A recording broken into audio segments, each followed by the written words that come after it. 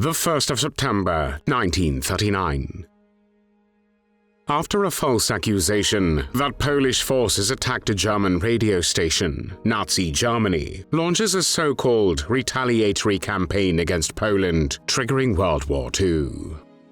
After defeating the Polish army, the Germans ruthlessly suppressed the Polish population, whom they considered to be racially inferior. In the weeks that follow the invasion, German SS, police, and military units shoot thousands of Polish civilians, including many members of the Polish nobility, clergy, and intelligentsia.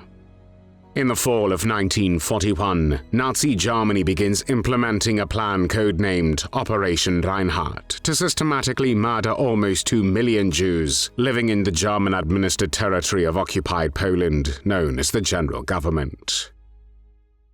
One of Poland's leading anti-Semites and Nazi collaborators during the Second World War is the Catholic priest Stanisław Trzeciak. Stanisław Trzeciak was born on the 25th of October 1873 in the village of Rudna Wielka, then part of Austria-Hungary. He completed his early education at a gymnasium in the city of Rzeszów, before entering the seminary in Przemyśl, a historic town in southeastern Poland, where he was ordained in 1898. Driven by a deep interest in theology, Trzeciak pursued further studies across Europe and the Middle East. He studied in Freiburg im Breisgau, Vienna, Rome, Kraków, where he earned a doctorate in theology, and Jerusalem. Between 1903 and 1905, Trzeciak conducted extensive research in Egypt and Palestine. His work focused not only on biblical topography and climate conditions, but also on diseases such as leprosy and the psychology and culture of Middle Eastern societies. In 1906, he returned to Przemyśl to serve as secretary of the bishop's consistory.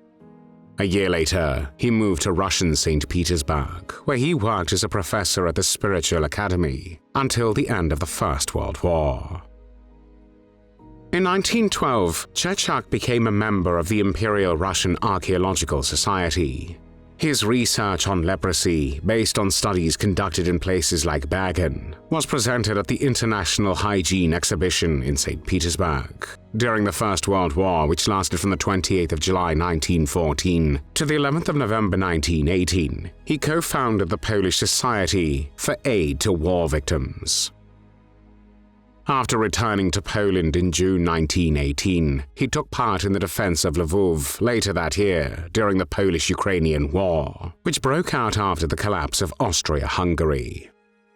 In the years that followed, Trzeciak dedicated himself to both religious and social work. He helped children returning from Russia, served as a parish priest in the village of Dębowiec, and was appointed chamberlain to the Pope in 1923. From 1928 onwards, he became rector of St. Hyacinth's Church in Warsaw and later led St. Anthony of Padua's church. He was also a founding member of the Eastern Institute in Warsaw, where he lectured until the outbreak of the Second World War. While Trzeciak remained active in religious and academic circles, the 1930s marked a dark turn in his public life as he became known as one of the country's most prominent anti-Semites. Far from being passive in his views, Trzeciak actively promoted anti-Semitic policies and rhetoric. He traveled across Poland, delivering inflammatory lectures in which he called for the isolation and eventual expulsion of Jews from the country. His lectures often incited anti-Semitic incidents. Trzeciak authored numerous books, many addressing what he called the Jewish question. The majority of his writings were political and anti-Semitic in nature. He propagated conspiracy theory suggesting a global plot by influential Jewish circles to dominate the world and destroy Latin civilization and Catholicism. He fully believed in the authenticity of the Protocols of the Elders of Zion, a fabricated text purporting to detail a Jewish plot for world domination, and used his platform to spread this myth. Trzeciak did not believe in the sincerity of Jewish conversions to Christianity, claiming that baptized Jews only adopted a Catholic facade, while secretly continuing to serve Jewish interests. According to him, baptized Jews render invaluable services to Jewry, working quietly but effectively for the Jewish cause. Without them, Israel could not penetrate the souls and hearts. His speeches were not without consequences. After one of his lectures in the city of Łódź, a young Polish nationalist named Jan Anczak attacked Jews in the street with a knife, killing one person and injuring 2 others. Trzeciak faced no consequences for inciting this violence and continued his public campaign with renewed intensity. He closely collaborated with the Association for the Support of the Polish State, a civil society organization that claimed to promote patriotism, but in practice served as a platform for spreading anti-Semitic ideology.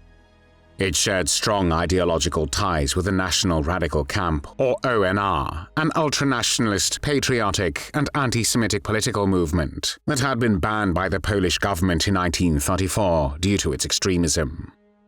The ONR had promoted Catholic nationalism, authoritarian rule, and the removal of Jews from Polish public life.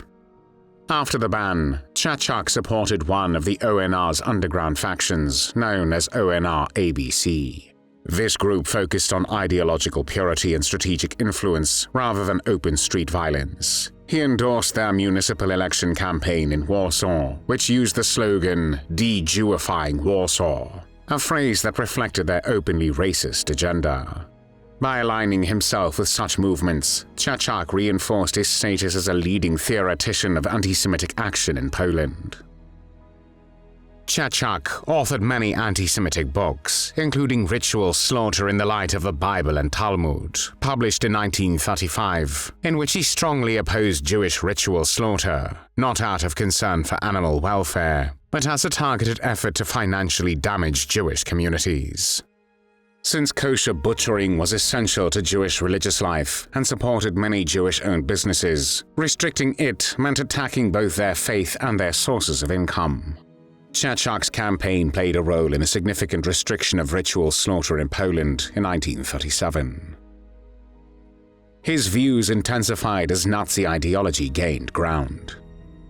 In 1936, Trzeciak publicly praised Hitler's political genius and called for Jews to be legally stripped of their property and expelled from Poland. In March 1939, writing in Mały Dziennik, a Polish Catholic daily newspaper, he went even further, claiming that Hitler's political program was based on papal encyclicals, and that the German dictator had models among the great popes who fought Jewish malice. Trzeciak framed Hitler's mission as divinely inspired, stating that he had a providential role in curbing Jewish malice and saving humanity from Judeo-communism.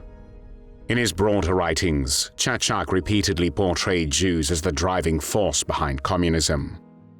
He claimed that the Catholic Church had long warned Christian nations about the so-called Jewish threat and praised Nazi Germany's actions, framing the expulsion and discrimination of Jews as a necessary response to what he described as Jewish influence over international communism. In the 1930s, Adolf Hitler awarded Stanisław Trzeciak the Order of the German Eagle. While the official reason cited his treatment of German prisoners during the First World War, the decoration was widely interpreted as a symbolic act, recognizing a man whose anti-Semitic worldview closely mirrored that of the Nazi regime. The Second World War started on the 1st of September 1939, when Nazi Germany invaded Poland. After the outbreak of World War II, Stanisław Trzeciak continued his extremist activities under German occupation. In October 1939, he co-founded the National Radical Organization, which was a pro-German anti-Soviet and anti-Semitic group. Although he later shifted toward forming a more moderate faction following the Easter pogrom in March 1940 in Warsaw, his ideological stance remained deeply rooted in anti-Semitism. During the occupation, Trzeciak maintained friendly relations with the German authorities, connections he occasionally used to help personal acquaintances. One example was his successful intervention to free Colonel Ignacy Orzewicz from a camp in Kulautowa in Lithuania. But while he may have assisted a few individuals, his broader public actions told a much darker story. The Germans published his anti-Semitic articles and even used excerpts from his books on Nazi propaganda posters. According to intelligence reports of the Home Army, which was a Polish military resistance organization active in occupied Poland from the fall of 1939 to January 1945, Trzeciak was identified as a collaborator with the Gestapo, the Nazi secret police. His most notorious act during this time was the denunciation of Father Tadeusz Puder, a Catholic priest and convert from Judaism. Trzeciak reported him to the Nazi authorities for failing to wear a Jewish armband, which led to Puder's arrest and imprisonment. This act appears to have been driven not only by ideology, but also by personal revenge. Puder had replaced Trzeciak in 1938 as rector vicar of St. Hyacinth's Church. Church officials remained silent on the matter, with only Sister Agnes Dimna intervening on Puder's behalf. In August 1944, during the Warsaw Uprising, many civilians sought shelter in St. Anthony's Church, trusting in Trzeciak's influence with the Germans.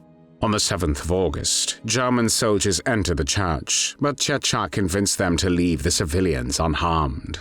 The following day, however, the Germans returned and began the expulsion of residents. During the forced march to Wola, at least 10 people were executed. Among them was Stanisław Trzeciak, who was shot by a German soldier. He was 70 years old. Trzeciak was later buried in Powązki Cemetery in Warsaw, one of the city's most prestigious burial sites. Yet despite his final resting place among many respected figures of Polish history, his legacy remains deeply stained by his collaboration with the Nazis and his relentless promotion of anti-Semitic ideology. Before the Second World War, Poland had the largest Jewish population in Europe, with around 3.3 million Jews. By the end of the war, about 90% of them had been murdered. Stanisław Trzeciak's actions remind us that history is shaped not only by tyrants, but also by those who help pave their way. There were no tears shed for Stanisław Trzeciak.